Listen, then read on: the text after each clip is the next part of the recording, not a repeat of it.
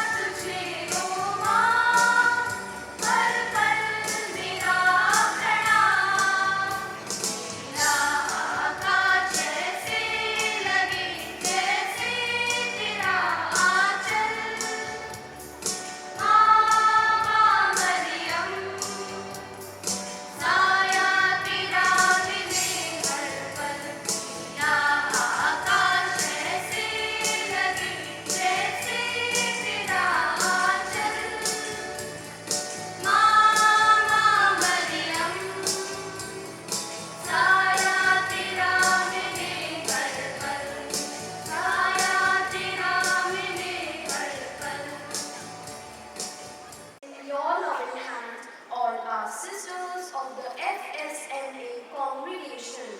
Anoint them with your Holy Spirit so that they may fulfill God's plan in their lives. Shower your blessings on each one of them.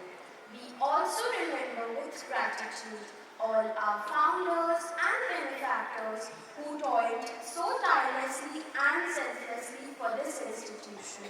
May their souls rest in peace. For this, we pray to the Lord. Protect the staff, students, parents, and co-workers of this institution. Keep us safe from all sin and harm and all that is not of thy kingdom. Give each one of us the grace to work hard and to do our best for our school. Thus, keeping unto the school motto, let your light shine. For this, we pray to the Lord. Lord, we pray for peace in our country and the whole world. Let all war and strife come to an end. Take away all sickness, poverty and terrorism from our world. For this we pray to the Lord.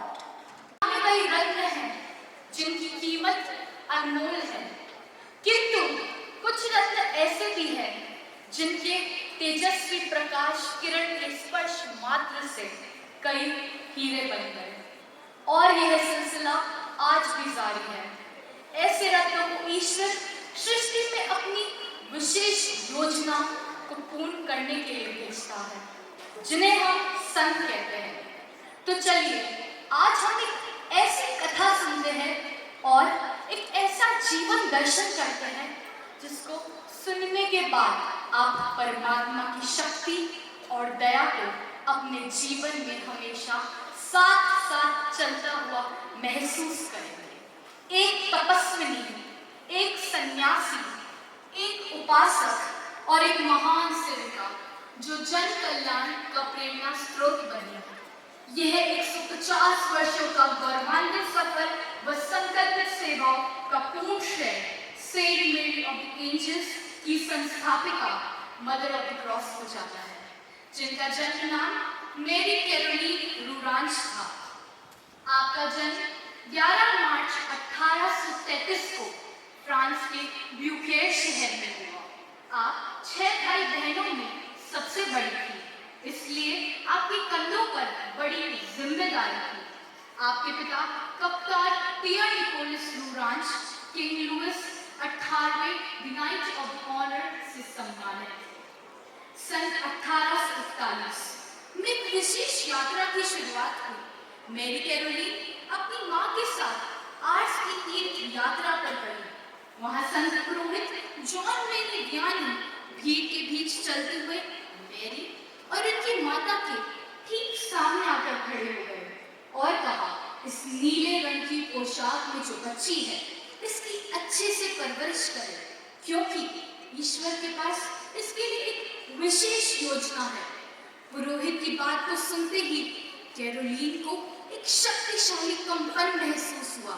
लगा मानो कोई कह गया हो, अब से कुछ भी नहीं रहेगा पहले जैसे। मेरी की स्कूली शिक्षा बहुत उत्तम रही। वहाँ मेरी बुद्धिमान होने के साथ साथ हर कार्य में निपुण थी। इसी दौरान मेरी ने कई सेवा रिकॉर्ड लिए और 2 बार सम्मान पदक जीते।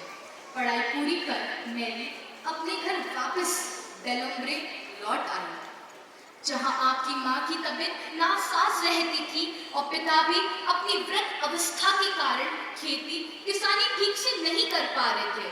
उनका सपना था मेरी का विवाह एक संपन्न, कुलीन और प्रतिष्ठित परिवार में हो जाए, और इसी दौरान एक प्रतिष्ठित, कुलीन और अमीर मार्कस विवाह का प्रस्ताव ले आए। किंतु माता पिता ने इस प्रस्ताव के लिए मेरी को बाध्य नहीं किया। विवाह प्रस्ताव को स्वीकार करने से पहले मेरी को आर्ट्स की वो घटना याद आई और मैरी ने सोचा आर्ट्स के पुरोहित से परामर्श करना ही उचित होगा। यह सोचकर मेरी आर्ट्स गई। वहां जाकर घुटने के बल खड़ी हो गई और खिड़की खुलने का और पुरोहित का इंतजार करने लगी। खिड़की खुलते ही पुरोहित ने कहा, जो विवाह प्रस्ताव तुम्हारे लिए आया है उसे स्वीकार मत करना, मार्कुस से विवाह मत करना। ईश्वर तुमसे कुछ और ही चाहते हैं। यह बात को सुनते ही मैरी के मन में अनेक विचारों के तूफान मंडराने लगे। अब मैं कहाँ जाऊं और अपने मकसद को कैसे पता लगाऊं?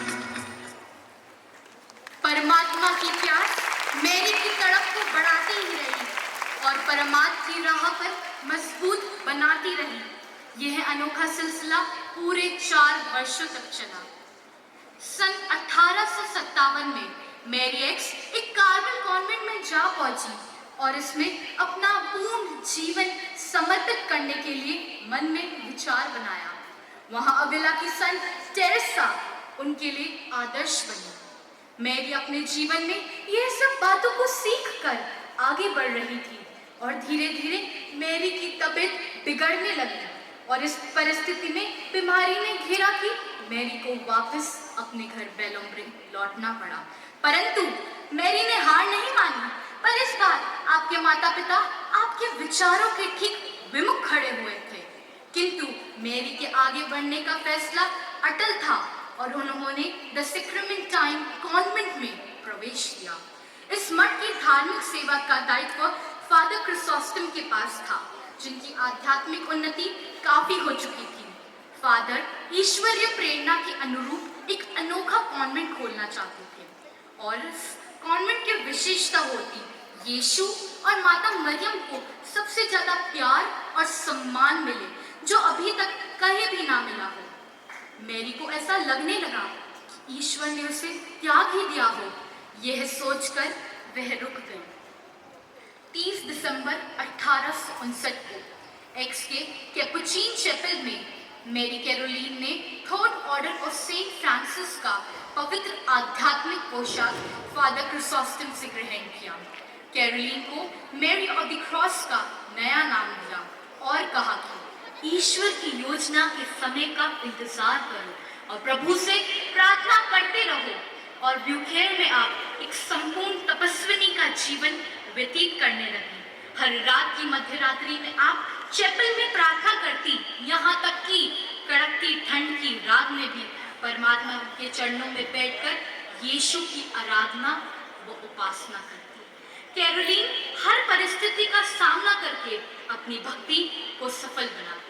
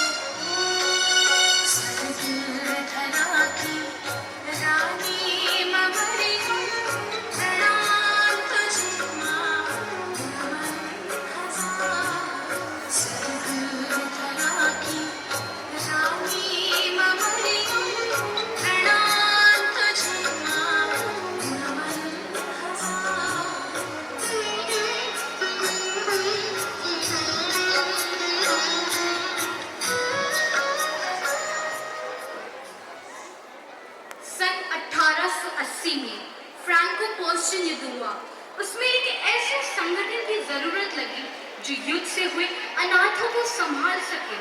इसमें कैरोलीन को ईश्वर की योजना की महक आई और फादर क्रिसोस्टम की बात पर पूरा विश्वास हो गया जो उन्होंने कहा था, ईश्वर की योजना के समय का इंतजार करो। आंजे के धर्म गुरु प्रपेल जो युद्ध से हुई अनाथ लड़कियों के लिए एक संस्था शुरू करना चाहते थे, वे एक ऐसे योग्य व्यक्ति की तलाश में थे जो इस कार्य को बखूबी कर ले। उसी समय कैरोलीन अपनी मन की बात लेकर धर्मगुरु के पास गई और उनके मन में चल रहे संघर्ष को धर्मगुरु प्रपेल ने समझ लिया और फादर क्रिसोस्टम से परामर्श किया। फादर क्रिसोस्टम ने आहिस्ता से कैरोलीन को कहा, बेटी, सेंट मेरी ऑफ द एंजल्स की स्थापना हो गई है। इसी के साथ कैरोलीन ने आयंस में अपने सगे संबंधियों को अलविदा कहा और सन 1871 में कैरोलीन आंजे पहुंची। वहां धर्मगुरु प्रपेल ने अनाथ लड़कियों की देखभाल करने की जिम्मेदारी कैरोलीन को सौंपी और जल्द ही उनके साथ FSMA में 2 सिस्टर्स और जुड़ी। 2 अगस्त 1871 सेंट मेरीज ऑफ एंजल के पर्व क्रिसोस्टम ने तीनों सिस्टर्स को पोस्टुलेंस, एक आध्यात्मिक श्वेत रंग पोशाक देकर इस दुनिया से अलग बना दिया और इस खुशनसीब दिन को सेंट मेरी ऑफ द एंजल्स की स्थापना दिवस के रूप में मनाया जाता है। संस्था की आर्थिक स्थिति बहुत कमजोर होने के कारण सिस्टर्स को कई कठिनाइयों का सामना करना पड़ता था।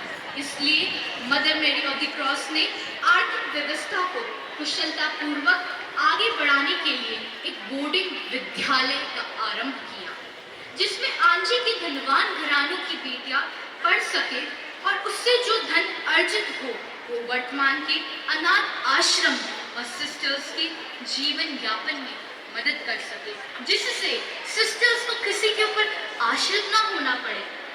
कई कठिनाइयों का सामना करते हुए सिस्टर्स ने नए स्थानों पर भी अपनी सेवाएं आरंभ की और मदर अपनी अनुयायी का हमेशा हौसला बढ़ाती और कहती, परमात्मा की प्रार्थना अच्छे से करे और गरीबों की मदद कर दे, तो मैं आपको वचन देती हूँ, कॉन्वेंट हमेशा सफलता की ओर आगे बढ़ेगा।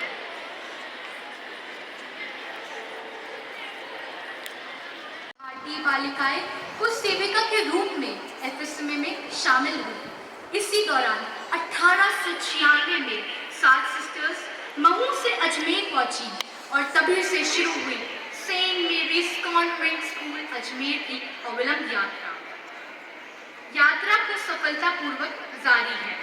आज हम हैं क्योंकि कल आप थे। इस यात्रा में शामिल हर सिस्टर, हर अध्यापक अध्यापिका, हर कार्यकर्ता, हर छात्र तथा उनके अभिभावकों को हमारा शत शत नमन।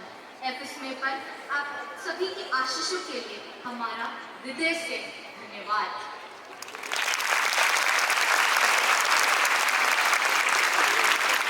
So wishing all of you a very happy feast of Saint Mary of the Angels. So I take this opportunity to thank all of you, my dear teachers and students. We continue the legacy of our forefathers, our four-sisters, and let us implore the blessings of Mary, our Mother, and God, Heavenly Father from above, so that we may continue to endeavor and continue to shine that light that is lit 150 years in France, the founding of the congregation, and in 127 years back in Ajmer. Continue to pray for all of us. May God bless all of us. So thank you, and God bless all. Happy